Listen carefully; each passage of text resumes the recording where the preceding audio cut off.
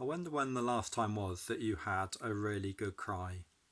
Perhaps it was whilst you were watching a movie, maybe after you hung up the phone having spoken to a member of family or a friend.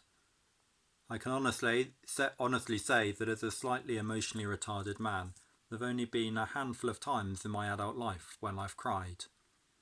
I managed not to cry at the birth of any of my 4 children. One of the last times I cried was actually when I dropped one of them. My son, he was aged 2 at the time, he fell from my shoulders and landed on his head. I remember breaking down in tears as I was driving the car behind the ambulance on the way to hospital, overwhelmed with worry. Well, I'm pleased to say that he was absolutely fine, and now aged nearly 11, I can safely say there have been no lasting effects. On Sunday, we heard of Mary Magdalene, in balls of tears, crying her eyes out outside the tomb of the Lord Jesus. In an almost comical scene from one of the accounts of Jesus' death and resurrection, we hear of how she was so overwhelmed with grief, her eyes blurred with tears, her mind clouded with grief, that she didn't even recognize Jesus as she spoke to him. She didn't recognize him until he said her name. And then, like a lightning bolt, those tears of grief dried up and became overwhelming joy.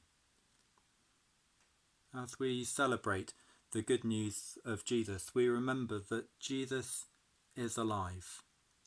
And as we remember that he's alive, we remember how he calls each one of our names too.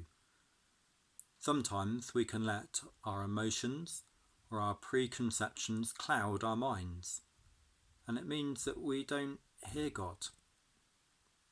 But as we listen to him calling our name, it changes everything. As we hear him, he changes whatever's going through our mind into joy. Joy that lasts. Not just a fleeting emotion, but something that's with us all the time. If you know and love the Lord Jesus, you'll know this joy in your hearts, and we can celebrate it again as we celebrate this Easter time. If you don't yet know the Lord Jesus in your heart, take it from me that it is an amazing and a wonderful thing.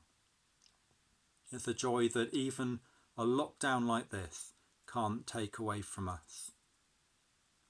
Let's listen out for the Lord Jesus as he calls our name. I wonder what he could be saying to you.